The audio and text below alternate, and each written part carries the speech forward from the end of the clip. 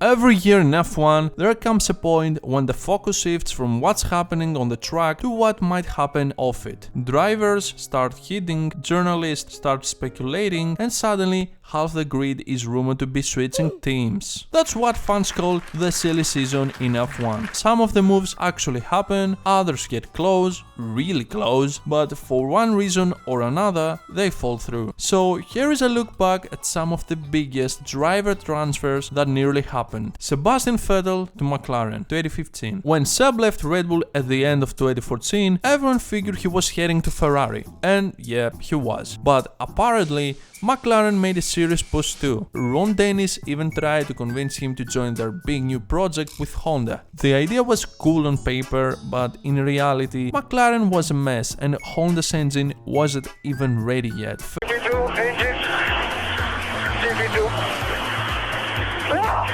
Vettel took one look, said nah, I'm good, and decided to join Ferrari instead. He didn't become a world champion at Ferrari, but at least he got to win some races there. Meanwhile, McLaren spent the next few years blowing engines and qualifying 18th. Kimi Raikkonen to Red Bull 2014. Red Bull needed someone to replace Weber for the 2014 season, and Kimi was one of the top options. He was back in form at Lotus, where he nearly bankrupted them because of a stupid contract clause, driving fast and not caring about much else. On paper, he was the perfect, no-nonsense teammate for Vettel, but Red Bull were scared that this might not work, so they promoted Ricciardo instead. Turned out to be a brilliant move. Ricciardo beat Seb that year, even though there is a conspiracy theory that Vettel might not put his 100% that season because of a contract clause that would allow him to leave the team. But besides that, Kimi ended up back at Ferrari, where he mostly chilled, said 5 words per weekend, and occasionally reminded everyone he still got it. And also in 2015, when Seb finally joined Ferrari, Kimi and Seb became teammates anyway. Lewis Hamilton to Red Bull, 2011-2012.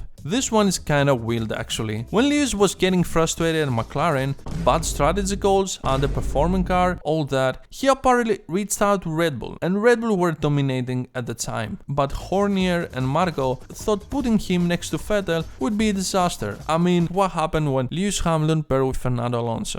Can also mean the psychological tactics, and I think Hamilton just wants to put down the marker. He wants to be in front of his teammate. Pole position here is putting you in a dominant position, very difficult circuit to overtake. And I don't know what the rules are about their tactics and fuel loads and stuff like that. Yep, they want him out of there. Now Alonso's not getting on with it. Only a minute and 40 to go. Is he blocking Hamilton here? Is that a bit of a tactic within the team there to give Hamilton a bit of a headache? I think it might well be. That's really up to you now, chum. Yeah, James, that was a little bit naughty, I think. But we'll see, he's got time to get round. Was furious and went straight to speak with Alonso's physiotherapist, Fabrizio Borra. Too many egos, not enough space. So they passed the opportunity. Lewis joined Mercedes instead, which everyone thought was a weird move at the time, until he won 6 championships and completely dominated the hybrid era. Fernando Alonso to Red Bull, 2009-2011, like every year. So this one is kind of a running joke that Alonso was linked to Red Bull every year during Vettel's reign. He and Red Bull definitely talked, even Helmut Marko said so, but Red Bull had their golden boy and didn't want drama. Plus, Alonso's contract at Ferrari was locked in, so we never got to see Alonso in a newly designed rocket ship. But that's gonna change next year because Alonso and Newey are actually together in Aston Martin now. Jensen Button, back to Williams, 2013, 14, 16... Button always talked about how much he'd love to go back to Williams. It's where he started in F1, and every time McLaren looked shaky, which was often, rumors popped up, but something always got in the way. Either McLaren kept him, or Williams wasn't competent enough to tempt him. In the end, Jensen Button has revealed that he almost rejoined his old team Williams when it was announced that Valtteri Bottas would be heading to Mercedes for 2017. And what's funny is that Jensen Button almost rejoined Williams Not once, not twice, but 4 times. They held talks pretty much every single year. Daniel Ricciardo to Ferrari, 2021. This one really felt like it was going to happen. Vettel was leaving, Ricciardo was on the move, and he's always been a fan favorite for Ferrari, but they went with Sainz instead. Danny ended up in McLaren, had that amazing Monza win, and that's about it. That was his McLaren stint. If he'd gone to Ferrari, who knows? Maybe he'd still up there mixing it with the front, or maybe the curse would have followed him anyway. I mean, as a Ferrari fan, I was absolutely devastated when the news came out that Ferrari chose Sainz to replace Vettel. But if you ask me now, I'm glad it was actually Carlos. And in my opinion, Carlos, despite everything, he's still underrated as fuck. He joined a team where already the priority was their golden boy Charles, and besides that, he proved himself. Nico Rosberg to Ferrari, 2017. After beating Hamilton in 2016 and winning the title, Rosberg shocked everyone and retired. But behind the scenes, Ferrari apparently had a quiet word with him. They were thinking long term, maybe slot him in after Kimi. Nico wasn't having it though. He was done.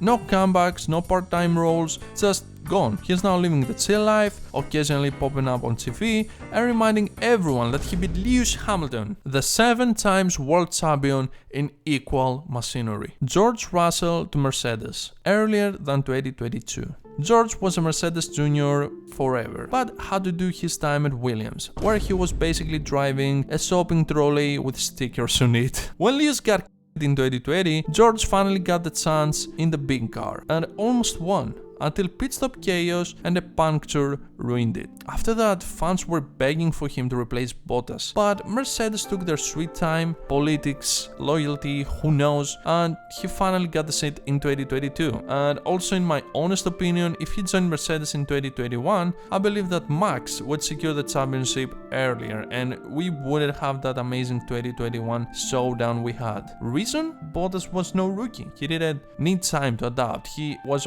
already in Mercedes for many years, and basically he's the perfect second driver. Max Verstappen to Mercedes multiple times, 2014, 17 and maybe 2026? Yes, even Max. Before Red Bull locked him in, Toto Wolff wanted to sign him way back in 2014, but they couldn't guarantee him an F1 seat at the time. So Max went with Red Bull, who threw him into Toro Rosso at 17. Then in 2017 Max was getting sick of DNFs and was this close to looking elsewhere. Mercedes were again quietly interested, but Red Bull smoothed things over and Max stayed with Red Bull again. Fast forward to now, with all the drama behind the scenes, the rumors are swirling again, the car is not that good, crucial members of the Red Bull team are leaving the team, and Toto's made it clear. If Max wants out of Red Bull, the door's open, and whether it actually happens is anyone's guess. But if it does, Max in a black suit will look like a villain, I swear. Bro will just avra farming just by standing. But yeah, that was the video. Let's hit 1,000 and that's about it. Thanks for watching.